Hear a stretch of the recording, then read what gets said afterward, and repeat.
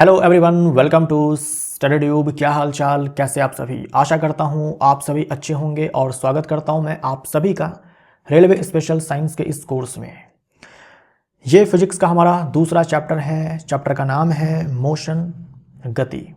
और इस चैप्टर का ये हमारा क्लास 1 है, यानी कि ये पहला क्लास है। इस चैप्टर के अंदर हम लोग कौन कौन से टॉपिक्स पढ़ने वाले हैं, एक नज़र पहले हम लोग इस पर डाल लेते हैं। हमारा पहला टॉपिक होगा पोजीशन, रेस्ट एंड मोशन, यानी कि स्थिति, है ना, विराम, गति, इन सब के बारे में। दूसरा टॉपिक है दूरी और विस्थापन के बारे में, डिस्टेंस एंड डिस्प्लेसमेंट। तीसरा टॉपिक होगा स्पीड एंड वेलोसिटी, चाल और वेग। जो चौथा टॉपिक है वो है त्वरण, एक्सेलरेशन। पांचवा टॉपिक हमारे ग्राफ के ऊपर होगा। और जो लास्ट टॉपिक है ये है सर्कुलर मोशन, वृत्तीय गति। ठीक। और इन सारे ही टॉपिक को जब हम पढ़ेंगे ना, तो साथ साथ हम लोग एमसीक्यूज करते हुए जाएंगे, है ना, सवालों को करते हुए जाएंगे। जो एनसीईआरटी में दिए गए प्रश्न हैं, एग्जाम्पलर में दिए गए प्रश्न हैं, जो आपके एग्जाम में पूछे गए प्रश्न हैं, उन सारे को भी साथ साथ करते हुए जाएंगे, ताकि आपको समझ में भी आए कि हाँ, ये सारे सवाल जो है इस प्रकार से बनते हैं इन सारे टॉपिक से। ठीक है, तो चलिए हम लोग अपना पहला टॉपिक स्टार्ट करते हैं, पोजीशन, रेस्ट एंड मोशन। इसमें हम लोग सबसे पहले पोजीशन को लेते हैं, स्थिति। देखो, किसी वस्तु की स्थिति को बताने के लिए हमें एक निर्देश बिंदु, यानी कि रेफरेंस पॉइंट की आवश्यकता होती है, जिसे मूल बिंदु कहा जाता है, ओरिजिन कहा जाता है, मूल बिंदु कहा जाता है। किसी भी वस्तु की स्थिति बताने के लिए हमें एक रेफरेंस पॉइंट चाहिए होता है। उस रेफरेंस पॉइंट को ही हम लोग ओरिजिन बोलते हैं। फॉर एग्जाम्पल, आपका जो घर है, इस आपके अपने घर के बारे में जो है किसी को बताना है कि आपका घर का जो स्थिति है, आपके घर की जो स्थिति है, पोजीशन है, वो कहाँ पर है। तो आप कैसे बोल सकते हो? जैसे आप ये बोल सकते हो, अगर आपके घर के पास अगर कोई रेलवे स्टेशन है, तो आप रेलवे स्टेशन को रेफरेंस पॉइंट मान सकते हो कि यार, ये जो रेलवे स्टेशन है उससे एक किलोमीटर जो है पूर्व की ओर या पश्चिम की ओर या दक्षिण की ओर, ऐसे आप बोल सकते हो। आसपास में कोई हॉस्पिटल है तो आप उसको अपना रेफरेंस पॉइंट बना सकते हो कि ये एक्स नाम का हॉस्पिटल है, उससे 2 किलोमीटर उत्तर दिशा में है या उससे 2 किलोमीटर पश्चिम दिशा में है। तो ये रेफरेंस पॉइंट जो है चेंज हो सकता है ना। ये आप अपनी सुविधा के अनुसार रेफरेंस पॉइंट मानते हैं। ये जो ओरिजिन है आप अपनी सुविधा के अनुसार चुनते हैं कि आप अपने घर की स्थिति या किसी भी चीज़ की स्थिति, जिस भी चीज़ की आप स्थिति बताना चाहते हैं, तो रेफरेंस पॉइंट आप अपनी सुविधा के अनुसार चुनते हैं। कोई ऐसा कोई रूल नहीं है, नियम नहीं है कि आपको ये ही रेफरेंस पॉइंट जो है चुनना होगा, इनमें ये सारी प्रॉपर्टीज होनी चाहिए, ऐसा नहीं है। आपको लगता है कि अगर हम इसको रेफरेंस पॉइंट मानते हैं तो सामने वाले को समझ में आ जाएगा, वो हमारे घर तक आसानी से पहुंच जाएगा, उसको हम रेफरेंस पॉइंट मान लेते हैं अपने सुविधा के अनुसार। अगर कोई पुलिस स्टेशन है, थाना है, तो हम बोल सकते हैं कि यार, मेरा घर जो है वो इस वाले थाने से 500 मीटर की दूरी पर है, उस थाने से पूर्व की ओर 500 मीटर की दूरी पर, पश्चिम की ओर, उत्तर की ओर, दक्षिण की ओर, दाएं बाएं, कुछ भी आप ले सकते हो। तो कहने का मतलब यह है कि अगर आपको किसी वस्तु की स्थिति अगर बतानी है, तो हम क्या करते हैं, वहां पर रेफरेंस पॉइंट की मदद लेते हैं, उसे हम लोग ओरिजिन बोलते हैं। ये रेफरेंस पॉइंट कुछ भी हो सकता है आपकी सुविधा के अनुसार। तो स्थिति के बारे में हम लोगों ने ये चीज समझा। स्थिति बताने के लिए क्या चाहिए? निर्देश बिंदु चाहिए, रेफरेंस पॉइंट चाहिए, उसे हम क्या बोलेंगे? ओरिजिन बोलेंगे। और ये जो ओरिजिन है, जो रेफरेंस पॉइंट है, हम अपनी सुविधा के अनुसार चुनते हैं। जहां हमें सुविधा लगता है, जिस भी पॉइंट को हम रेफरेंस पॉइंट बनाना चाहते हैं, वो हमारी सुविधा के अनुसार होता है। ऐसा कोई नियम कानून नहीं है कि इस बिंदु को ही, इस चीज़ को ही हम लोग रेफरेंस पॉइंट मानेंगे, इसमें ये सारे गुणधर्म होने चाहिए, ऐसा कुछ नहीं है। अपनी सुविधा के अनुसार आप रेफरेंस पॉइंट बदल सकते हो। नेक्स्ट हमारा टॉपिक है विराम और गति, रेस्ट एंड मोशन। यदि एक वस्तु अपने परिवेश की तुलना में समय के साथ अपनी स्थिति को नहीं बदलती, तो उस वस्तु को विराम में कहा जाता है। आप किसी वस्तु को विराम अवस्था में या फिर गति की अवस्था में कब कहते हैं? अगर कोई वस्तु अपनी स्थिति समय के अनुसार बदले, उसे हम लोग बोलते हैं गति की अवस्था में है। और अगर कोई वस्तु अपनी स्थिति को, अपने पोजीशन को समय के अनुसार नहीं बदले, तो हम बोलते हैं कि वो वस्तु जो है विराम अवस्था में है। ठीक। जैसे ये किताब जो है यहाँ पर रखी हुई है, अब ये अपनी स्थिति समय के अनुसार बदल नहीं रही है, चेंज नहीं कर रही है। हम बोलेंगे कि ये विराम अवस्था में है।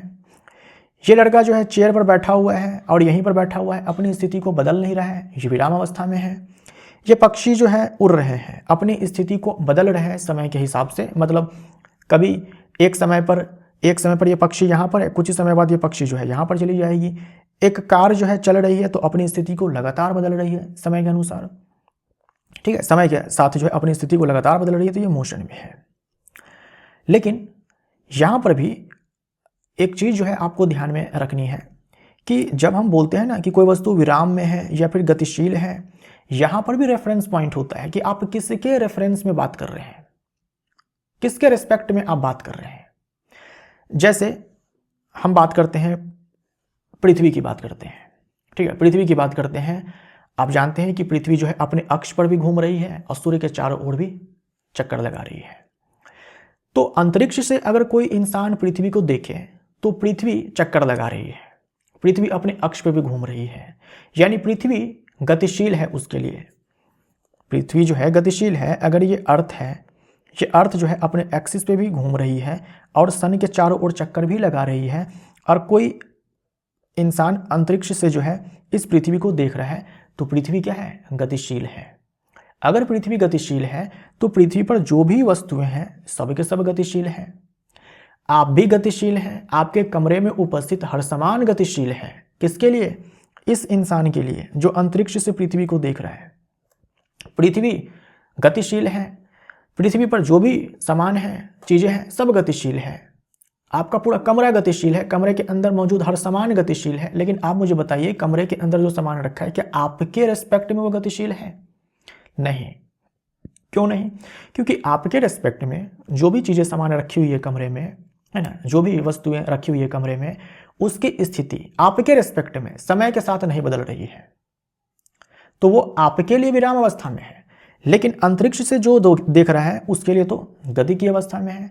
चलिए अब इसको छोड़िए। आप जब गाड़ी से ट्रैवल करते हैं तो जो भी वृक्ष हैं रोड के किनारे, वो सब आपको गतिशील दिखाई पड़ती है, सब आपको गतिशील दिखाई पड़ती है। लेकिन जो इंसान रोड पर खड़ा है उसको तो गतिशील दिखाई नहीं पड़ती है, ठीक है। दूसरा एग्जांपल लेते हैं। आप कार में हैं, आप अपने दोस्तों के साथ हैं, तो आपके दोस्त की जो स्थिति है वो आपके रेस्पेक्ट में समय के साथ नहीं बदल रही है, तो आपके लिए वो रेस्ट में है। आपके लिए आपके सारे दोस्त जो कार में मौजूद है, कार चल रही है, वो रेस्ट में है। लेकिन रोड के किनारे जो भी इंसान हैं, जो भी लोग हैं, उसके हिसाब से आप और आपके दोस्त सारे के सारे गतिशील हैं। क्यों? क्योंकि रोड के किनारे जो भी लोग खड़े हैं ना, उसके रिस्पेक्ट में समय के साथ आपकी स्थिति लगातार बदल रही है। कार कभी उसके सामने से गुजरी थी, फिर बहुत दूर, फिर बहुत दूर, फिर वो दिखेगी भी नहीं। लेकिन कार में बैठे हैं आप, आपके दोस्त हैं, तो उनकी स्थिति आपके रिस्पेक्ट में समय के साथ तो नहीं बदल रही है। अभी भी आपके साथ है, पहले भी आपके साथ हैं, बाद में भी आपके साथ रहेंगे, भले ही कार चल रही है, लेकिन आपके रिस्पेक्ट में आपके दोस्त की स्थिति जो है समय के साथ नहीं बदल रही है। तो आपके लिए आपके दोस्त जो है रेस्ट में है। लेकिन गाड़ी के बाहर जो लोग भी हैं उनके रिस्पेक्ट में बात करेंगे तो सबके सब मोशन में है। तो यहाँ पर हमें ये समझ में आता है कि जो विराम और गतिशील की बात करते हैं, तो एक वस्तु किसी एक के लिए विराम अवस्था में है तो वही वस्तु किसी और के लिए गति की अवस्था में हो सकती है। ये डिपेंड करता है कि आप किसके रिस्पेक्ट में बात कर रहे हैं। समझ में आया आपको? तो गति और विराम दोनों ही पद जो है, दोनों ही टर्म जो है रिलेटिव है। इसका अर्थ क्या हुआ? एक वस्तु जो एक स्थिति में विराम अवस्था में है, वही वस्तु अन्य स्थिति में गति की अवस्था में हो सकती है। अब देखो, ये एक कार है, इस कार में दो लोग हैं, इन दोनों की जो स्थिति है, जो ड्राइव कर रहे हैं, मान लो उसके रिस्पेक्ट में बात करते हैं। ये जो व्यक्ति है इसके रिस्पेक्ट में ये जो बगल में महिला है, इसकी स्थिति नहीं बदल रही है, तो इसके रिस्पेक्ट में ये महिला विराम में है। लेकिन ये जो इंसान यहाँ पर खड़ा है, इसके रिस्पेक्ट में ये महिला भी गतिशील है और ये भी गतिशील है, क्योंकि दोनों की जो स्थिति है समय के साथ इसके रिस्पेक्ट में बदल रही है। यही चीज़ आपसे कहा गया कि दोनों जो है रिलेटिव टर्म है। हम किसके रिस्पेक्ट में बात करते हैं, ये पहले हमें पता लगाना पड़ेगा, पता करना पड़ेगा। क्योंकि एक वस्तु जो विराम अवस्था में है आपके लिए, किसी और के लिए वही जो है गति की अवस्था में हो सकती है। तो कुल मिलाकर के बात यह है कि चाहे हम किसी के भी रिस्पेक्ट में बात करें, हम जो है समय के साथ ही उसकी स्थिति को देखते हैं। किसी के रिस्पेक्ट में बात करें तो समय के साथ अगर वस्तु की स्थिति बदलती है तो हम बोलते हैं कि वो गतिशील है, और अगर समय के साथ वस्तु की स्थिति नहीं बदलती है तो हम बोलते हैं कि वस्तु जो है विराम अवस्था में है। राइट। अब हम बात करते हैं डिस्टेंस और डिस्प्लेसमेंट की, दूरी और विस्थापन की बात करते हैं।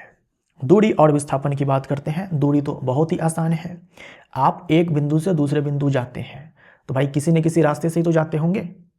आप उस रास्ते की लंबाई माप लो, है ना। आप फीता लिया हो, बित्ता से माप लो, है ना, स्केल से माप लो, जैसे चाहे आप वैसे माप लो, लेकिन माप लो, जो टोटल लंबाई आएगी वही दूरी है।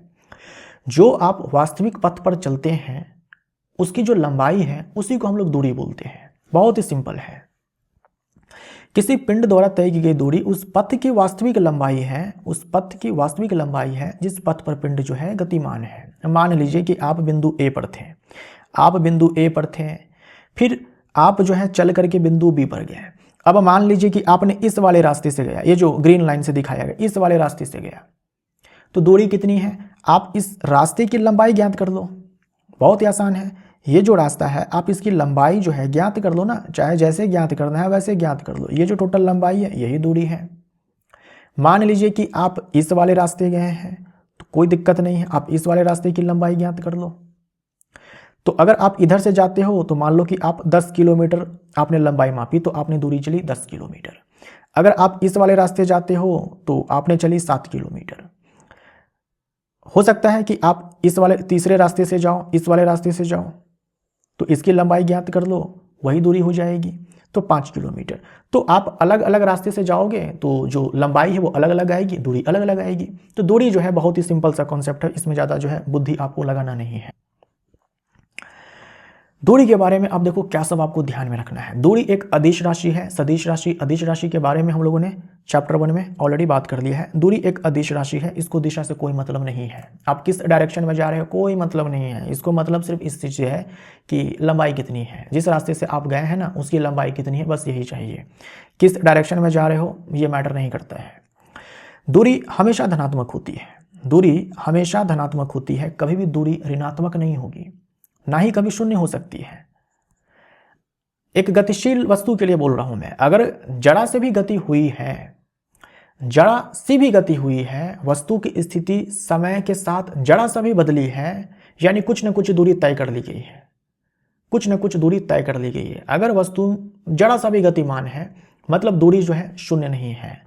तो यहां पर जो बात की गई है ये गतिशील वस्तु के लिए ही बात की गई है कि कभी धनात्मक जो है कभी ऋणात्मक नहीं हो सकती है, दूरी हमेशा धनात्मक होती है, कभी भी ऋणात्मक नहीं हो सकती है, और शून्य भी कभी नहीं होगी। अगर समय के साथ स्थिति में परिवर्तन हुआ है तो कुछ न कुछ तो दूरी चली होगी ना। समय के साथ अगर स्थिति में परिवर्तन हुआ तो कुछ न कुछ डिस्टेंस कवर किया गया होगा। तो जीरो डिस्टेंस जो है ये नहीं हो सकता है, ना ही नेगेटिव हो सकता है, और जो डिस्टेंस है वो हमेशा ही धनात्मक होती है, ये ध्यान में रखिएगा, इंपॉर्टेंट है। दूरी का एसआई मात्रक मीटर होता है। आप याद करो, दूरी जो है एक मूल भौतिक राशि है जिसका मूल मात्रक क्या है, मीटर है। एसआई मात्रक मीटर है। कार चलाते हैं आप, चलिए नहीं चलाते हैं, बाइक चलाते हैं आप, चाहे कार हो चाहे बाइक हो, एक डिवाइस लगा होता है ना जिसमें ये दिखाता है कि अब तक गाड़ी कितनी दूरी चल चुकी है, अब तक गाड़ी कितनी दूरी चल चुकी है।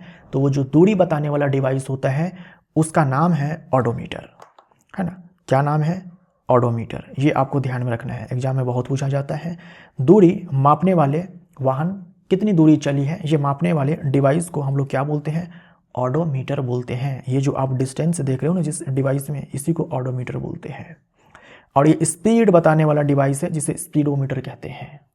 अब बात करते हैं विस्थापन की, इंपॉर्टेंट। विस्थापन समझना बहुत ज़्यादा जरूरी है। दूरी तो बहुत ही सिंपल सा कॉन्सेप्ट है, ये इंपॉर्टेंट है। विस्थापन, इसको अगर आपने समझ लिया ना तो समझो आपने बहुत ही बड़ा काम कर दिया है इस चैप्टर के अंदर।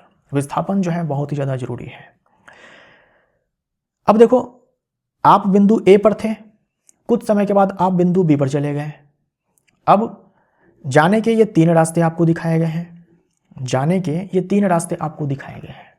आप ए से बी पर जो है इस वाले रास्ते से भी जा सकते हैं, आप ए से बी जो है इस वाले रास्ते से भी जा सकते हैं, आप ए से बी जो है इस वाले रास्ते से भी जा सकते हैं। अलग अलग रास्ते से जाएंगे तो आपकी दूरी जो है वो अलग अलग आएगी। लेकिन विस्थापन किसको बोलेंगे? विस्थापन हम बोलेंगे इन सारे में जो न्यूनतम दूरी है। देखो, एक बिंदु से दूसरे बिंदु तक की जो न्यूनतम दूरी होती है उसे हम लोग विस्थापन बोलते हैं।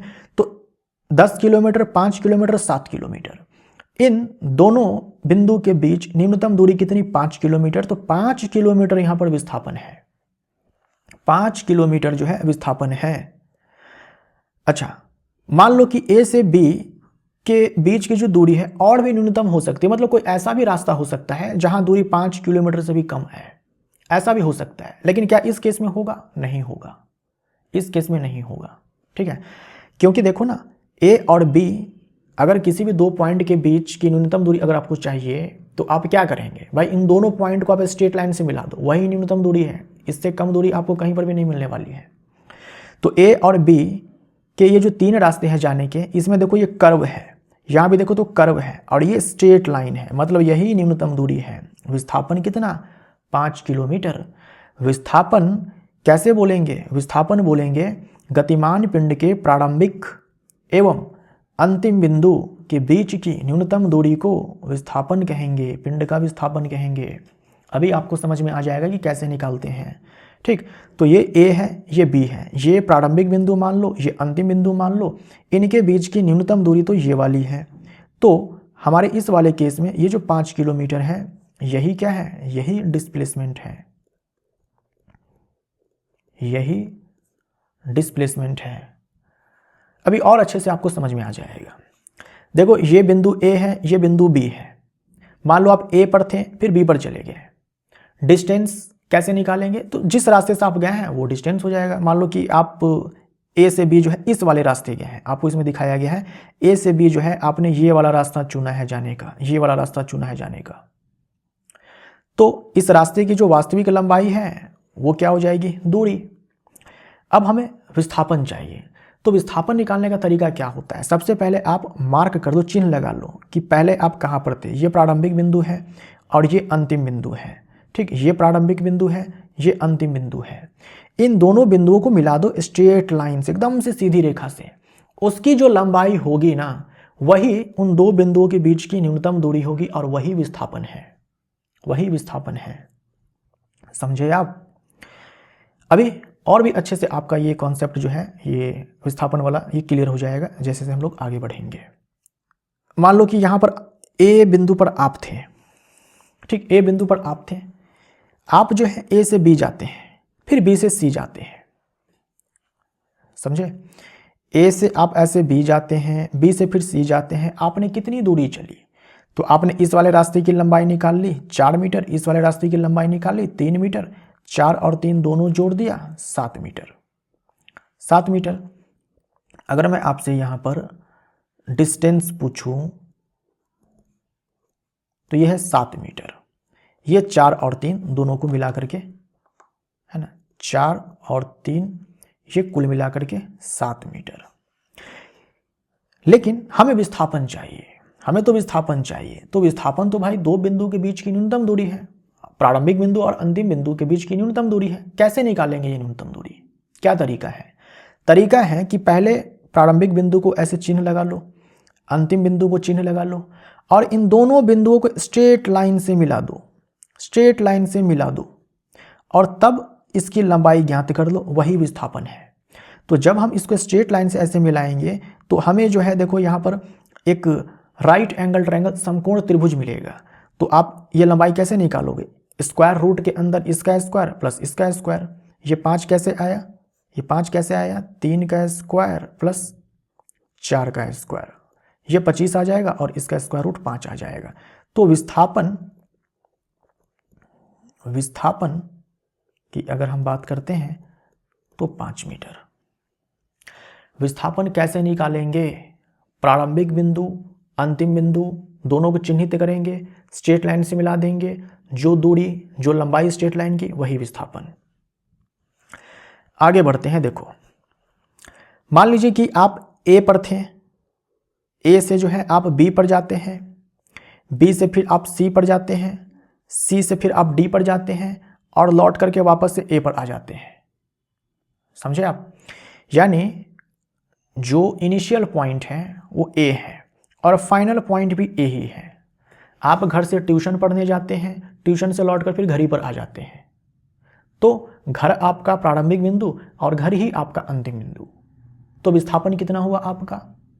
भाई जब प्रारंभिक बिंदु और अंतिम बिंदु दोनों सेम हैं तो उनके बीच की न्यूनतम दूरी कितनी होगी? 0। तो विस्थापन इस केस में हम क्या बोलेंगे? डिस्प्लेसमेंट इस केस में क्या बोलेंगे? 0। जब भी प्रारंभिक बिंदु और अंतिम बिंदु समान हो जाए विस्थापन 0। क्या दूरी भी 0? नहीं, दूरी कैसे 0? जरा से आपने चल ली मतलब दूरी है कुछ ना कुछ। दूरी तो 0 हो ही नहीं सकती है ना। अगर आपने चला तो दूरी 0 कैसे? दूरी कैसे निकालेंगे? दूरी कैसे निकालेंगे? 3 मीटर ए से बी जाने में, बी से सी जाने में 5 मीटर, 3 और 5 8। सी से डी जाने में ये भी 3 मीटर, 3 5 8 और 8 3 11। फिर ये 3 मीटर जाने में, 11 और 5 16, तो 16 मीटर। 16 मीटर डिस्टेंस है। मान लो कि आप जो है बिंदु ए पर थे, ठीक, और आप ऐसे जाते हैं बिंदु बी पर, है ना। बिंदु ए से आप बिंदु बी जाते हैं।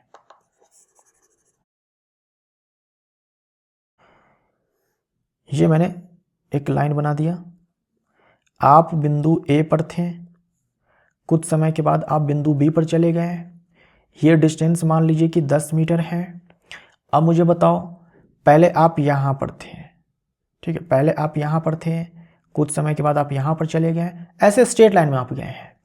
मैं आपसे पूछ रहा हूँ डिस्टेंस आपने कितना चला? आप क्या बोलेंगे? भाई इस रास्ते से गए हैं, इसकी लंबाई 10 मीटर है, डिस्टेंस में तो कुछ दिमाग ही नहीं लगाना है। मैं बोलूँ डिस्प्लेसमेंट कितना होगा? आप बोलेंगे प्रारंभिक बिंदु ये है, ठीक, प्रारंभिक बिंदु ए है, अंतिम बिंदु बी है, दोनों को हमने स्ट्रेट लाइन से मिला दिया तो पता चला कि ये यही लाइन है जो 10 मीटर जो है दी गई है, यही इसकी लंबाई है, ठीक। तो डिस्प्लेसमेंट भी 10 मीटर। इससे आपको क्या समझ में आ रहा है कि अगर आप बिना दिशा परिवर्तन के ही चलते हैं, आपने गति तो किया लेकिन कहीं पर भी आपने अपने डायरेक्शन को चेंज नहीं किया, आपने स्ट्रेट लाइन में चला, है ना, सीधी रेखा में आपने गति की है। जब भी सीधी रेखा में गति हो जाए ना, वैसे केस में डिस्टेंस और डिस्प्लेसमेंट ये दोनों बराबर होते हैं। आप देखो ना, इस वाले में डायरेक्शन आपने चेंज किया है, आपने बी पर डायरेक्शन चेंज किया है, सी पर डायरेक्शन चेंज किया है, डी पर चेंज किया है, आपने कई बार डायरेक्शन चेंज किया है। तो इस स्थिति में कभी भी डिस्टेंस और डिस्प्लेसमेंट बराबर आपको नहीं मिलने वाला है। दूरी और विस्थापन ये दोनों आपस में बराबर कब होते हैं? जब गति जो है सीधी रेखा में हो, ठीक, सीधी रेखा में गति हो। वैसे केस में डिस्टेंस और डिस्प्लेसमेंट जो है ये दोनों ही बराबर आएंगे। जब भी आपने डायरेक्शन को चेंज कर दिया, डिस्टेंस और डिस्प्लेसमेंट वो अलग अलग आने वाला है, ठीक। आप जैसे मान लो इस वाले केस में जो है आप इस वाले रास्ते जाते हैं तो भी आपने डायरेक्शन को चेंज किया, तो डिस्टेंस 10 किलोमीटर लेकिन डिस्प्लेसमेंट 5 किलोमीटर। अगर आप इस वाले रास्ते जाते, दूसरे रास्ते से जाते हैं तो भी आपने डायरेक्शन यहाँ पर चेंज किया, तो देखो दूरी 7 किलोमीटर लेकिन विस्थापन अभी भी 5 किलोमीटर। लेकिन जैसे ही आप सीधा ऐसे जाएंगे ए से बी तो दूरी भी 5 किलोमीटर, विस्थापन भी 5 किलोमीटर। आपको क्या समझ में आ रहा है? आपको ये समझ में आना चाहिए कि अगर डायरेक्शन चेंज हुआ है कहीं पर भी तो दूरी और विस्थापन बराबर नहीं हो, ये दोनों बराबर नहीं होंगे। दूरी और विस्थापन बराबर नहीं होंगे। दूरी और विस्थापन तभी बराबर होते हैं जब गति जो है वो स्ट्रेट लाइन में होती है। अब कुछ महत्वपूर्ण बातें हैं। दूरी आपने देखा कि अदिश राशि है लेकिन विस्थापन सदिश राशि है। विस्थापन सदिश राशि है क्योंकि इसके पास दिशा और परिमाण दोनों होते हैं। दूरी आपने देखा कि दूरी केवल धनात्मक हो सकती है, ऋणात्मक और शून्य नहीं हो सकती है ना, गतिशील पिंड के लिए। लेकिन विस्थापन ये धनात्मक, ये ऋणात्मक और ये 0 कुछ भी हो सकता है। मैंने सारे के एग्जाम्पल्स आपको दिए हैं। आप जैसे यहाँ पर देखो, अगर आप इस वाले रास्ते से जाते हो तो दूरी 10 किलोमीटर लेकिन विस्थापन तो फिर भी 5 किलोमीटर है ना। अगर आप इस वाले रास्ते से जाते हो तो दूरी विस्थापन दोनों 5 किलोमीटर है। अगर आप दूसरे वाले रास्ते से जाते हो तो दूरी 7 किलोमीटर और विस्थापन जो है 5 किलोमीटर। और आपने यहाँ पर देखा कि विस्थापन 0 है लेकिन दूरी जो है वो 16 मीटर है। तो विस्थापन जो है धनात्मक, ऋणात्मक, 0 कुछ भी हो सकता है। ऋणात्मक भी हो सकता है। अगर हम वहाँ पर एक्स और वाई एक्सिस को देखते हुए अगर हम बात करें तो ऋणात्मक भी हो सकता है। दूरी और विस्थापन दोनों के लिए SI मात्रक मीटर। क्यों भाई? क्योंकि दोनों के केस में तो हम लोग लेंथ ही माप रहे हैं, बस एक के केस में क्या है कि न्यूनतम लेंथ माप रहे हैं, है ना, मिनिमम डिस्टेंस माप रहे हैं। जब एक पिंड सरल रेखीय पथ पर चलता है तब दूरी विस्थापन दोनों बराबर होते हैं। मैंने अभी आपको एग्जाम्पल देकर बताया, और आप इस तीसरे वाले रास्ते को भी देख सकते हो। अगर आप इस वाले रास्ते से जाओगे तो दूरी और विस्थापन दोनों 5 किलोमीटर। जैसे ही आपने डायरेक्शन को चेंज कर दिया, वैसे ही दूरी जो है विस्थापन से बड़ी हो जाती है। यानी दूरी जो है ना कभी भी विस्थापन से छोटी नहीं हो सकती है। जरा सा भी आप खिसक गए तो या तो दूरी बराबर विस्थापन हो जाएगा या फिर दूरी अधिक होगी विस्थापन से। अगर आपने स्ट्रेट लाइन में खिसका है तो दूरी बराबर विस्थापन, अगर आपने कर्व लाइन में खिसका है तो दूरी बड़ी हो जाएगी विस्थापन से। समझे आप? तो दूरी या तो विस्थापन के बराबर हो सकती है या फिर विस्थापन से बड़ी होगी। अगर आप इन दोनों का अनुपात लेंगे, है ना, दोनों तरफ दूरी से आप भाग लगाओ, दोनों तरफ विस्थापन से आप भाग लगा दो, तो दूरी और विस्थापन का अनुपात आएगा ना। तो अनुपात या तो 1 के बराबर होगा या फिर 1 से बड़ा होगा। गांठ मान लीजिए, रट लीजिए, दूरी बराबर विस्थापन कब होगा? स्ट्रेट लाइन में मोशन हो और दूरी बड़ी हो जाए विस्थापन से। कब होगा? जब डायरेक्शन चेंज करते हुए मोशन हो, यानी कि कर्व लाइन पे मोशन हो, आप बोल सकते हो। दूरी या तो बड़ी होगी या बराबर होगी विस्थापन की। अगर इन दोनों का अनुपात देखें, है ना, दोनों तरफ आप विस्थापन से भाग लगाएंगे तो क्या होगा? इधर 1 हो जाएगा ना, विस्थापन बट्टे विस्थापन 1 हो जाएगा। तो दूरी और विस्थापन का अनुपात ध्यान दीजिए, ऊपर में दूरी नीचे में विस्थापन, दूरी विस्थापन का अनुपात 1 के बराबर या फिर 1 से ज़्यादा। दूरी कभी भी विस्थापन से छोटी नहीं होती है, वेरी वेरी इंपॉर्टेंट, कभी भी छोटी नहीं होगी।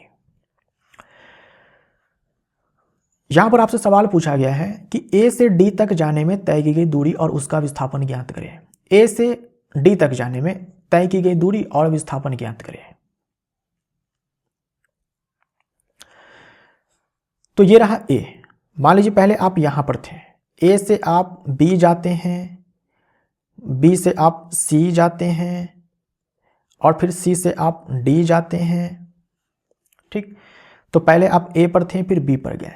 हम चलिए डिस्टेंस निकालते हैं। A से B जाने में आपने दूरी चली 5 मीटर, B से C जाने में आपने दूरी चली 5 मीटर, C से D जाने में आपने दूरी चली 5 मीटर। टोटल आपने कितनी दूरी चल ली? 15 मीटर। क्या डिस्प्लेसमेंट निकालना भी इतना ही आसान है? नहीं, इतना आसान डिस्प्लेसमेंट निकालना नहीं है। डिस्प्लेसमेंट में इतना सिंपल कॉन्सेप्ट नहीं है। डिस्प्लेसमेंट कैसे निकालते हैं? प्रारंभिक बिंदु और अंतिम बिंदु को आप पहले चिन्हित कर लो। भाई प्रारंभिक बिंदु A, अंतिम बिंदु D, इन दोनों को मिला दो आप स्ट्रेट लाइन से। इन दोनों को आप किस लाइन से मिलाएंगे? स्ट्रेट लाइन से। तो चलो दोनों को मिला दिया ऐसे स्ट्रेट लाइन से, है ना, दोनों को ऐसे स्ट्रेट लाइन से मिला दिया। अब आप इसकी लंबाई ज्ञात कर लो।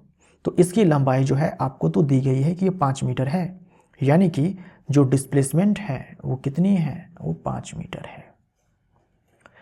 डिस्टेंस और डिस्प्लेसमेंट दोनों का SI मात्रक मीटर ही होता है।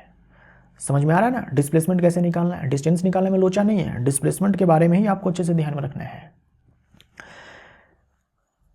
कहा जा रहा है आपसे पिंड द्वारा तय की गई दूरी और उसका विस्थापन ज्ञात करें। आपको यहां भी दूरी चाहिए और क्या चाहिए भाई? विस्थापन चाहिए। पिंड A से चलकर C तक जाती है, A से चल करके ऐसे C तक जाती है, यानी प्रारंभिक बिंदु A है और अंतिम बिंदु C है। तो चलिए हम लोग सबसे पहले दूरी निकालते हैं, डिस्टेंस निकालते हैं। पिंड जो है इस वाले रास्ते चला है, तो इसी रास्ते की लंबाई चाहिए आपको, इसी रास्ते की लंबाई चाहिए। तो ये क्या है? ये पूरी परिधि है और ये परिधि की आधी लंबाई है। पूरी परिधि की लंबाई कैसे लिखते हैं? 2πr, यही तो लिखते हैं। लेकिन क्या हमें पूरी लंबाई चाहिए? नहीं, हमें तो केवल आधी चाहिए ना, केवल A से C चाहिए, ऐसे आधी लंबाई चाहिए। तो 2 से हम क्या करेंगे? भाग लगाएंगे। तो ये हो जाएगा पाई इंटू में r, r आपको 2 मीटर दिया हुआ, ये रेडियस जो है 2 मीटर है, यानी कि 2π। अब हम लोग डिस्प्लेसमेंट निकाल लेते हैं। अब हम लोग डिस्प्लेसमेंट निकाल लेते हैं, विस्थापन निकाल लेते हैं। विस्थापन के लिए क्या करेंगे, पहले हम लोग प्रारंभिक बिंदु को चिन्हित करेंगे, अंतिम बिंदु को चिन्हित करेंगे। ये हमारा इनिशियल पॉइंट, ये हमारा फाइनल पॉइंट, इनके बीच की न्यूनतम दूरी। तो कैसे निकालेंगे, प्रारंभिक बिंदु और अंतिम बिंदु के बीच की न्यूनतम दूरी कैसे निकालेंगे, दोनों को जोड़ देंगे स्ट्रेट लाइन से, सीधी रेखा से जोड़ दो आप। सीधी रेखा से जोड़ने के लिए आप ऐसे सीधी रेखा से जोड़ेंगे। अब बता दो कि इसकी लंबाई कितनी है, तो भाई यहाँ से यहाँ 2 मीटर, तो यहाँ से भी यहाँ 2 मीटर है ना, ये व्यास है, ये व्यास है जो कि त्रिज्या की 2 गुनी होती है। तो हम क्या बोलेंगे यहाँ पर 4 मीटर। यहाँ देखो जो दूरी है वो ज़्यादा है विस्थापन से, दूरी अधिक है विस्थापन से। क्यों, क्योंकि जो गति है वो कर्व लाइन पे की गई है, डायरेक्शन को चेंज करते हुए की गई है। यहाँ भी आपने देखा जो विस्थापन है मात्र 5 मीटर और दूरी जो है 15 मीटर, दूरी बड़ी है विस्थापन से। क्यों, क्योंकि डायरेक्शन चेंज किया गया था ना, यहाँ से बी पर चेंज किया गया था, सी पर चेंज किया गया था डायरेक्शन। जैसे आपने डायरेक्शन चेंज कर दिया, बस डिस्प्लेसमेंट जो है वो छोटा हो जाएगा डिस्टेंस से। अब आपसे सवाल पूछा जा रहा है कि ए से चलकर ए पर ही लौट आती है। भाई कोई पिंड है वो ए से चलता है और ए पर ही लौट आता है। ठीक वही है कि आप घर से जाते हैं बाहर पढ़ने के लिए, आप लाइब्रेरी जाते हैं, आप ट्यूशन जाते हैं, कहीं भी कोचिंग क्लास करने जाते हैं, दोस्तों से मिलने जाते हैं, वापस से लौट करके आप घर पे ही आ जाते हैं। तो आपने घर से चला घर पे ही आ गया, आपने ए से चला पूरा चक्कर लगा लिया, वापस से घूम करके ए पर ही आ गया। तो डिस्टेंस कितना चला, तो डिस्टेंस तो आपने पूरे परिधि के लंबाई की चल ली। ये रास्ता जो है ये क्या है, परिधि है। तो परिधि यानी कि 2 पाई आर, 2 पाई आर, तो 2 गुने में पाई गुने में आर जो है 2 मीटर है, यानी कि 4 पाई आपने दूरी चली है, 4 पाई। डिस्प्लेसमेंट कैसे करते हैं, पहले चिन्हित करते हैं प्रारंभिक बिंदु और अंतिम बिंदु। तो भाई प्रारंभिक बिंदु भी ए और अंतिम बिंदु भी ए, प्रारंभिक बिंदु ए अंतिम बिंदु ए, दोनों के दोनों ए, दोनों के बीच की न्यूनतम दूरी 0, तो डिस्प्लेसमेंट 0। तो मैंने आपसे कहा जब भी प्रारंभिक बिंदु अंतिम बिंदु 1 हो जाए यानी कि डिस्प्लेसमेंट 0। अब आइए एनसीईआरटी का ये क्वेश्चन है, एनसीईआरटी का ये सवाल है, आपके क्लास 9th के अंदर चैप्टर पढ़ना है मोशन, उसके अंदर ये सवाल है। एक किसान 10 मीटर की भुजा वाले वर्गाकार खेत की सीमा पर 40 सेकंड में चक्कर लगाता है। 2 मिनट 20 सेकंड के बाद किसान के विस्थापन का परिणाम क्या होगा, है ना। डायरेक्शन नहीं पूछा है आपसे, आप जो है केवल मैग्नीट्यूड बता दीजिए जैसे अभी आप निकालते आ रहे थे। बोला है कि वर्गाकार खेत है, तो हम लोग क्या करते हैं कि पहले एक वर्ग बना लेते हैं। ये हम लोगों ने एक वर्ग बना लिया, थोड़ा ढंग से बना लेते हैं। चलिए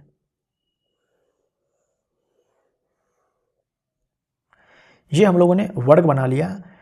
भुजा कितनी है 10 मीटर, यानी कि ये भी 10 मीटर, ये भी 10 मीटर, ये भी 10 मीटर, ये भी 10 मीटर। खेत की सीमा पर 40 सेकंड में चक्कर लगाता है ना। जैसे मान लो ये ए से किसान चलना शुरू करता है और 40 सेकंड के बाद लौट करके ए पर ही आ जाता है। तो हमें ये तो समझ में आ रहा है कि अगर एक पूरा चक्कर लगा लेगा तो लौट करके वो ए पर ही आ जाएगा। तो एक चक्कर में विस्थापन कितना 0। अगर दूसरा चक्कर लगा ले तो भी विस्थापन 0, तीसरा चक्कर लगा ले तो भी विस्थापन 0, है ना। एक कंप्लीट चक्कर में विस्थापन कितना 0, क्योंकि वो प्रारंभिक बिंदु और अंतिम बिंदु एक ही हो जाएगा तो 0 हो जाएगा। लेकिन अगर एक चक्कर लगाए तो दूरी कितनी चलेगी, तो 10 10 10 10 40 मीटर। हमसे क्या पूछा है, विस्थापन पूछा है, विस्थापन पूछा है। अच्छा 40 सेकंड में एक चक्कर लगाता है, यानी हर 40 सेकंड में उसका विस्थापन 0 हो जाता है। ये 2 मिनट 20 सेकंड के बाद किसान का विस्थापन पूछ रखा है। तो 2 मिनट 20 सेकंड का मतलब कितना हुआ, 2 मिनट 20 सेकंड। 2 मिनट को भी हम क्या करते हैं कि सेकंड में कन्वर्ट कर लेते हैं। तो 2 गुने में 60, टोटल टाइम हम लोग देख लेते हैं यहाँ पर, 2 गुने में 60 प्लस 20, राइट। तो ये हो गया यहाँ पर 120 प्लस 20 यानी कि 140, ठीक। 140 मतलब चक्रों की संख्या कितनी होगी, चक्रों की संख्या कितनी होगी। तो क्या कर सकते हो आप, 40 सेकंड में एक चक्कर लगाया, 80 सेकंड में दूसरा चक्कर लगाएगा, 120 सेकंड में तीसरा चक्कर लगाएगा, 120 सेकंड में तीसरा चक्कर लगाएगा, यानी कि 120 सेकंड और इसको मैंने तोड़ दिया फिर से 20 सेकंड में। ये 3 चक्कर है, 3 चक्कर जो है 3 चक्कर जो है, 3 राउंड जो है लगाने में इसको 120 सेकंड लगेगा, यानी 120 सेकंड पे इसका विस्थापन 0 है। अब बचा 20 सेकंड, अब बचा 20 सेकंड। 20 सेकंड में कितना चक्कर लगाएगा भाई? 40 सेकंड में पूरा चक्कर लगा लेता है, तो 20 सेकंड में ये आधा चक्कर लगाएगा, है ना, हाफ राउंड मारेगा, ये आधा चक्कर लगाएगा ये। तो आधा चक्कर लगाकर ये कहाँ पहुँचेगा? ए से बी, मान लो ए से यहाँ जाएगा, फिर यहाँ जाएगा, इतना ही चक्कर लगाएगा ये। इसको नाम देते हैं ए बी सी डी। तो 140 सेकंड में ये 3.5 चक्कर लगाएगा, 3 चक्कर पूरा हो जाएगा तो विस्थापन 0। बचा हुआ जो आधा चक्कर होगा उसके कारण विस्थापन आएगा। तो उसके कारण विस्थापन कैसे पता करें हम? पहले हम लोगों ने मार्क कर दिया कि प्रारंभिक बिंदु ए है। 140 सेकंड बाद जो इसकी अंतिम स्थिति है, प्रारंभिक बिंदु या फिर स्थिति बात है कि प्रारंभिक स्थिति ए है, अंतिम स्थिति सी है। कितने सेकंड बाद? 140 सेकंड बाद। अब हम क्या करेंगे? न्यूनतम दूरी चाहिए, तो कैसे करेंगे? इन दोनों को स्ट्रेट लाइन से ऐसे मिला देंगे, ऐसे स्ट्रेट लाइन से मिला देंगे। अब जो इसकी लंबाई आएगी ना, वही विस्थापन है, वही विस्थापन है, राइट। इसकी लंबाई कैसे निकालेंगे? तो ये हमारा समकोण त्रिभुज हो जाएगा, ये वर्ग का विकर्ण हो जाएगा। तो स्क्वायर रूट के अंदर 10 का स्क्वायर, 10 का स्क्वायर कितना हो जाएगा? 2√10, 2√10, और ये मीटर हो जाएगा। तो हमारा आंसर क्या हो जाएगा? सॉरी, मैंने गलत बना दिया यहां पर,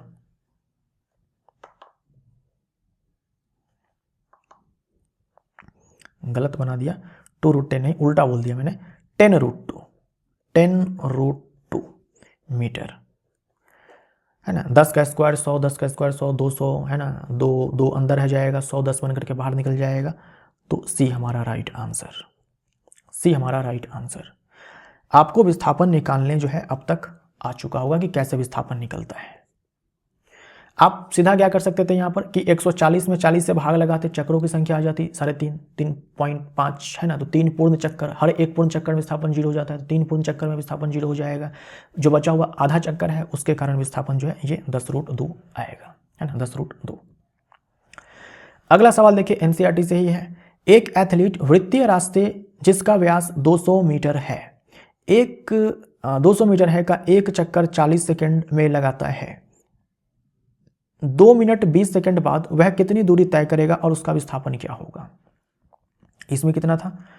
2 मिनट 20 सेकंड। अच्छा, यहाँ भी देखो 40 सेकंड में ही एक चक्कर लगाया जा रहा है और टोटल जो है इतना समय ही वो डिस्टेंस कवर करता है, मतलब इतना टाइम तक ही वो चलता है। लेकिन इस बार वृत्तीय रास्ते पर है, वृत्तीय पथ पर है। तो चलिए हम लोग क्या करते हैं कि वृत्तीय पथ बना लेते हैं, एक सर्कल हम लोग ड्रॉ कर लेते हैं। ठीक है, एक सर्कल हम लोगों ने ड्रॉ कर लिया। अब जो है आपको दिया गया है इसका व्यास, ये व्यास आपको दिया गया है। ये व्यास कितना दिया गया है? ये व्यास 200 मीटर है, ये व्यास 200 मीटर है। तो चक्रों की संख्या पहले हम निकाल लेंगे, चक्रों की संख्या, चक्रों की संख्या, चक्रों की संख्या। ये 2 मिनट 20 सेकंड यानी कि 140 सेकंड, 140 बट्टे में 40 करेंगे, ये 0 से 0 खत्म हो जाएगा। यह आ जाएगा 7 बट्टे में 2 यानी कि 3.5, 3.5 चक्कर, 3.5 चक्कर मतलब 3 पूरा चक्कर लगता है, 3 पूरा चक्कर लगता है। तो आ जाओ सबसे पहले डिस्टेंस की बात करते हैं, डिस्टेंस की बात करते हैं। एक चक्कर लगाने में कितनी दूरी चली जाएगी? तो 2πr के बराबर। टोटल कितनी चक्कर लगाई गई है? टोटल लगाई गई 3.5 चक्कर, तो 3.5 हो जाएगा। ठीक, चलो इसको सॉल्व कर लेते हैं। 2 गुने में 22 बट्टे में 7 गुने में ये 200, ये 200 और ये 3.5 है, तो इसको हम लोग 35 बट्टे में 10 लिख लेते हैं। अब ये 1 0 से 1 0 खत्म हो जाएगा, 7 5 35 हो जाएगा। ठीक है, तो 5 गुने में 20, 20 पंचे 100 हो जाएगा, ये हो जाएगा 44 और गुने में 100 यानी कि 4400। ऑप्शन तो दिख रहा है, ये तो डिस्टेंस आ गया। ठीक है, ये डिस्टेंस आ गया। हमें जो है क्या चाहिए? हमें डिस्प्लेसमेंट चाहिए। ठीक, अपने को क्या चाहिए? डिस्प्लेसमेंट चाहिए, ठीक है ना, इसको यहाँ पर मैं रख देता हूँ। डिस्टेंस निकालना तो बड़ा ही आसान है, डिस्प्लेसमेंट निकालते हैं। अगर आपको कॉन्सेप्ट समझ में आ गया ना तो डिस्प्लेसमेंट निकालना भी बहुत आसान है, इनफैक्ट डिस्टेंस निकालने से भी ज़्यादा आसान है। डिस्प्लेसमेंट हमें मालूम है कि जो 3.5 चक्कर लगाया है उसमें से हर एक पूर्ण चक्कर के लिए विस्थापन 0। एक चक्कर लगाया विस्थापन 0, दूसरा चक्कर लगाया विस्थापन 0, तीसरा चक्कर लगाया विस्थापन 0। ये जो आधा चक्कर लगाया है ना, इसमें इस आधे चक्कर के कारण जो प्रारंभिक स्थिति है और अंतिम स्थिति है ये एक नहीं है, समान नहीं है। तो आधे चक्कर लगाने के बाद मान लो यहाँ से यहाँ से चला और आधा चक्कर में ये यहाँ पर पहुँच जाएगा, है ना, यहाँ पर पहुँच जाएगा। तो इनके बीच की न्यूनतम दूरी ये 200 मीटर। तो भाई डिस्प्लेसमेंट कितना, 200 मीटर। अब यहाँ पर देखो डिस्टेंस बहुत ज़्यादा है डिस्प्लेसमेंट की तुलना में। तो दोस्तों आंसर क्या हो जाएगा हमारा, डी हमारा राइट आंसर। आई होप आपको समझ में आया होगा कि डिस्टेंस और डिस्प्लेसमेंट कैसे निकालते हैं। डिस्प्लेसमेंट निकालने का एक ही नियम है, प्रारंभिक स्थिति या फिर प्रारंभिक बिंदु, अंतिम स्थिति या अंतिम बिंदु, इनको आप मार्क कर लो, दोनों को स्ट्रेट लाइन से जोड़ दो और उस स्ट्रेट लाइन की लंबाई निकाल लो, डिस्प्लेसमेंट। ये एनसीईआरटी एग्जाम्पलर का क्वेश्चन है। मैंने आपसे कहा था इस कोर्स के अंदर एनसीईआरटी बुक के अंदर जो क्वेश्चंस दिए गए हैं, एग्जाम्पलर में जो क्वेश्चंस दिए गए हैं, है ना, जो एमसीक्यू है और जो लघु उत्तरीय है, सब मैं आपको करवाऊंगा। लघु उत्तरीय इसलिए करवाऊंगा ताकि जो आपका कॉन्सेप्ट है थोड़ा और अच्छा हो जाए। अब देखो कोई कण है जो त्रिज्या r के वृत्ताकार पथ में गमन कर रहा है। अर्धवृत्त पूरा करने के बाद इसका विस्थापन होगा, अर्धवृत्त पूरा करने के बाद। अच्छा, ये जो सवाल आपने देखा, आधा चक्कर में इस एथलीट ने कितना डिस्टेंस कवर किया, अर्धवृत्त के बराबर, है ना। ये जो अर्धवृत्त की जो परिधि है, ये जो अर्धवृत्त की जो परिधि है, यही तो डिस्टेंस कवर किया ना। तो जब अर्धवृत्त पे अगर चली जाती है, अगर रास्ता जो है वो अर्धवृत्त है, तो विस्थापन कैसे आया, ये जो व्यास है, जो व्यास की लंबाई है, वही सवाल तो है यहाँ पर। चलिए फिर भी हम लोग जो है यहाँ पर बना ही लेते हैं, सर्कल बना लेते हैं।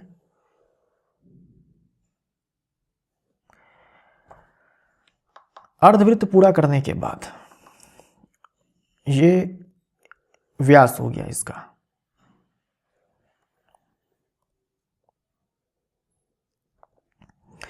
तो मान लीजिए ये हमारा बिंदु A है, अर्धवृत्त पूरा करने के बाद ये बिंदु B पर पहुंचेगा। इसका विस्थापन क्या होगा, ये रेडियस आपको दिया गया है सवाल में कि r है। विस्थापन कितना होगा, हमसे विस्थापन पूछा गया है, हम लोग जो है दूरी और विस्थापन दोनों ही देख लेते हैं। दूरी कितना, ये पाई r है ना, टोटल 2 पाई r, तो आधा जो है पाई r, ये पाई r। और हम डिस्प्लेसमेंट की बात कर लेते हैं, विस्थापन की बात कर लेते हैं। कैसे करेंगे, निकालेंगे, ये प्रारंभिक स्थिति, ये अंतिम स्थिति, दोनों को मिला देंगे स्ट्रेट लाइन से, और जो इस स्ट्रेट लाइन की लंबाई होगी वही विस्थापन। तो ये r और ये भी r और r 2r। आंसर हमारा C हो जाएगा। एग्जाम्पलर का क्वेश्चन है, आपके एग्जाम में आ सकता है। किसी गतिमान पिंड के लिए विस्थापन तथा दूरी का आंकिक अनुपात क्या होता है। थोड़ी देर पहले आपने देखा कि डिस्टेंस और डिस्प्लेसमेंट, इन दोनों का जो रेशियो होगा वो या तो 1 से बड़ा होगा या 1 के बराबर होगा। मैंने आपसे ध्यान दिलाते हुए कहा था कि देख लो ऊपर में डिस्टेंस, नीचे में डिस्प्लेसमेंट है। यहाँ आपसे देखो क्या पूछा है, विस्थापन तथा दूरी का आंकिक अनुपात। आपसे ठीक इसका उल्टा अनुपात पूछा है। अगर आप ऊपर में डिस्प्लेसमेंट कर देते हो और नीचे में डिस्टेंस कर देते हो तो ये अनुपात कितना हो जाएगा, 1 या 1 से छोटा, तो 1 के बराबर अथवा 1 से कम। डी हमारा राइट आंसर। नीचे दिए गए प्रकरणों में से किस में चली गई दूरी तथा विस्थापन के परिमाण समान होते हैं। मैंने आपको कई बार जो है जोड़ देते हुए बताया है कि दूरी और विस्थापन जो है ये आपस में बराबर हो सकते हैं अगर आप चलते हो बिना दिशा बदले हुए। तो दूरी और विस्थापन के परिमाण जो है, मान जो है, ये बराबर कब होंगे, यदि कार सीधी रेखा पर गमन कर रही है। ए हमारा आंसर हो जाएगा। यदि कार वृत्ताकार पथ में गमन कर रही, नहीं, वृत्ताकार पथ में तो डायरेक्शन चेंज होता है। जैसे ही डायरेक्शन चेंज हो गया ना, दूरी और विस्थापन ये आपस में बराबर हो ही नहीं सकते, किसी भी कीमत पर नहीं होंगे। लोलक इधर उधर गति करते हैं, इधर उधर गति करते हैं तो डायरेक्शन तो बार बार चेंज हो रहा है।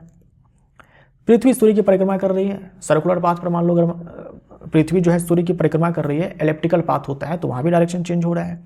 जैसे ही आपने देख लिया कि डायरेक्शन में चेंज हुआ है, तुरंत आप बोलेंगे कि दूरी और विस्थापन बराबर नहीं है, दूरी बड़ी है विस्थापन से, ठीक। एक व्यक्ति 10 मीटर उत्तर दिशा में चलता है, चलिए उत्तर दक्षिण पूर्व पश्चिम बना लेते हैं।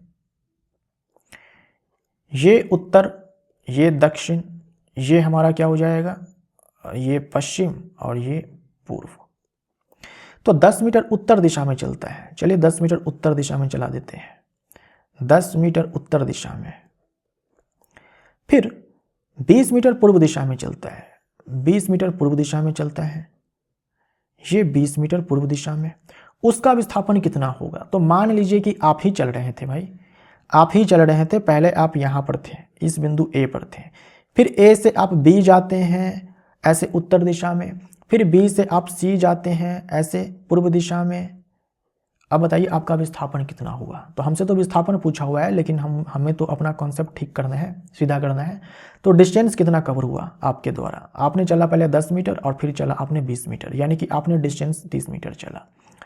डिस्प्लेसमेंट कितना आपने किया, आपका जो डिस्प्लेसमेंट वो कितना हुआ। तो प्रारंभिक स्थिति आपकी ये थी, अंतिम स्थिति आपकी ये थी, इनके बीच की न्यूनतम दूरी चाहिए, स्ट्रेट लाइन से मिला दिया। अब बता दो मुझे इसकी लंबाई कितनी है, इसकी लंबाई कितनी है, इसकी लंबाई कितनी हो जाएगी। ये हमारा 90 डिग्री एक समकोण त्रिभुज बन रहा है, ये उसका कर्ण है। तो स्क्वायर रूट के अंदर लिखेंगे 10 का स्क्वायर प्लस 20 का स्क्वायर, ठीक।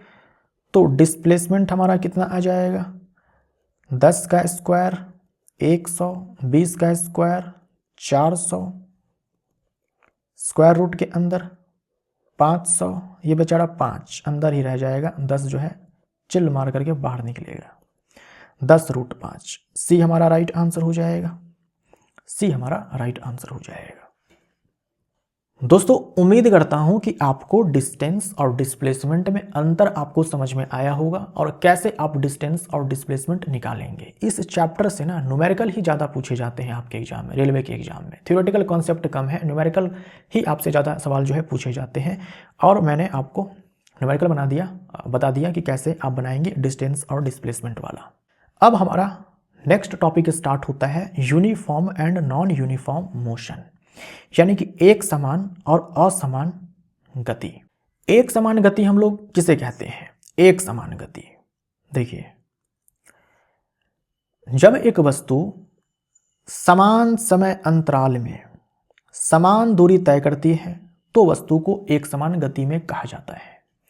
मान लीजिए कि आप कार चला रहे थे, कार चला रहे थे तो स्टार्टिंग के 2 सेकंड में आपने 10 मीटर की दूरी तय की, स्टार्टिंग के 2 सेकंड में, यानी 0 से 2 सेकंड तक। फिर अगले 2 सेकंड में, यानी 2 सेकंड से 4 सेकंड के बीच में, यानी कि अगले 2 सेकंड में जो है आपने फिर से 10 मीटर की दूरी तय की। आपने फिर अगले 2 सेकंड में 10 ही मीटर की दूरी तय की। आपने फिर अगले 2 सेकंड में 10 ही मीटर की दूरी तय की। इसका मतलब क्या हुआ, देखो आपने स्टार्टिंग के 2 सेकंड में 10 मीटर की दूरी तय की, ठीक ना। फिर 4 सेकंड के बाद देखा जाता है कि आपने 20 मीटर दूरी तय कर ली है, मतलब फिर अगले 2 सेकंड में जो है, अगले 2 सेकंड में आपने 10 मीटर दूरी ही तय की है। फिर 6 सेकंड बाद देखा जाता है तो आपने 30 मीटर दूरी चल ली है, मतलब फिर से क्या हुआ कि फिर से अगले 2 सेकंड में आपने कितनी दूरी चल ली, 10 मीटर चली। यही चीज़ आप जो है कर रहे हैं, आप कार चला रहे हैं और हर 2 सेकंड में आप 10 ही मीटर दूरी चल रहे हैं। मतलब ये हुआ कि आप हर एक सेकंड में 5 मीटर दूरी आप तय कर रहे हैं। मतलब जो आपकी गाड़ी की स्पीड है वो क्या है कि 5 मीटर एक सेकंड में दूरी तय करती है। यही आपकी गाड़ी की स्पीड है, इसी को हम लोग एक समान गति बोलते हैं।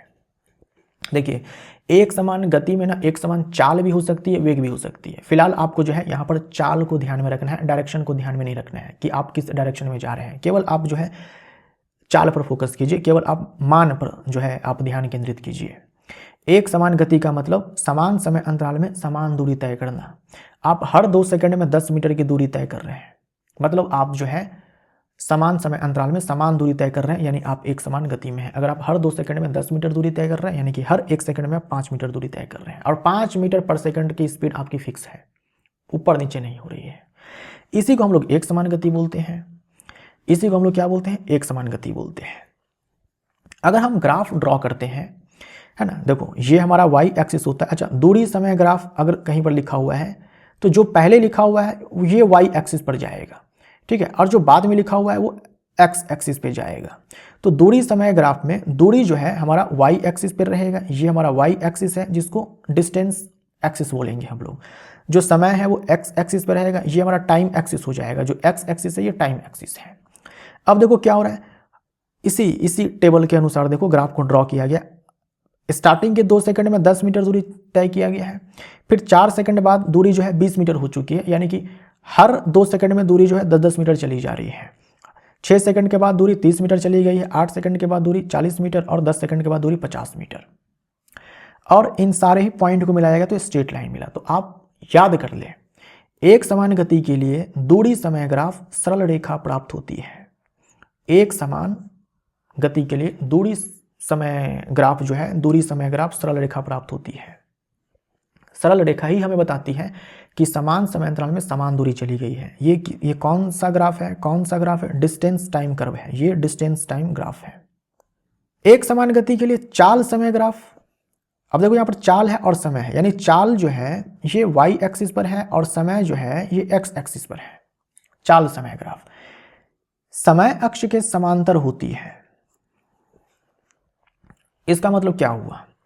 देखो अभी आपने देखा ये टेबल, हर 2 सेकंड में 10 मीटर दूरी तय की जा रही है, यानी चाल जो है 5 मीटर पर सेकंड है। हर 2 सेकंड में अगर 10 मीटर दूरी तय की जा रही है, यानी कि हर 1 सेकंड में 5 मीटर दूरी तय की जा रही है। मतलब चाल कितनी? चाल बराबर दूरी बट्टे में समय होता है, आप मैथ में पढ़ते हो, दूरी बट्टे में समय होता है। तो अगर आप यहाँ पर चाल निकालो तो दूरी और बट्टे में समय, यहाँ तक तो आपने देख लिया ना टेबल, हर 2 सेकंड में 10 मीटर दूरी तय की जा रही है। अब आप चाल निकालो, देखो दूरी बट्टे में समय, पहले 2 सेकंड में चाल कितनी थी? 5 मीटर पर सेकंड। अगले 2 सेकंड में चाल कितनी? 20 बट्टे में 4, 5 मीटर, फिर 30 बट्टे में 6, 5 मीटर, फिर 40 बट्टे में 8, 5 मीटर, फिर 50 बट्टे में 10, 5 मीटर। यानी चाल तो 5 मीटर पर सेकंड ही है। समय बढ़ता जा रहा है, आप 2 से 4 पर आ गए, 4 से 6 पर आ गए, 6 से 8 पर आ गए, 8 से 10 पर आ गए, लेकिन चाल वही है, चाल वही है। तो ये हमारा टाइम एक्सिस है। आप टाइम पर बढ़ते जाओ, है ना। आप 2 सेकंड में यहाँ पर थे, 4 सेकंड में आप यहाँ पर पहुँच गए, ठीक है, यानी आपकी जो कार है वो यहाँ पर पहुँच गई, फिर 6 सेकंड में आपकी कार यहाँ पर पहुँच गई, 8 सेकंड में यहाँ पर पहुँच गई, 10 सेकंड में यहाँ पर पहुँच गई। लेकिन जो चाल है कार की वो तो एक ही जगह पर है। मान लो यही वो पॉइंट है 5 मीटर पर सेकंड।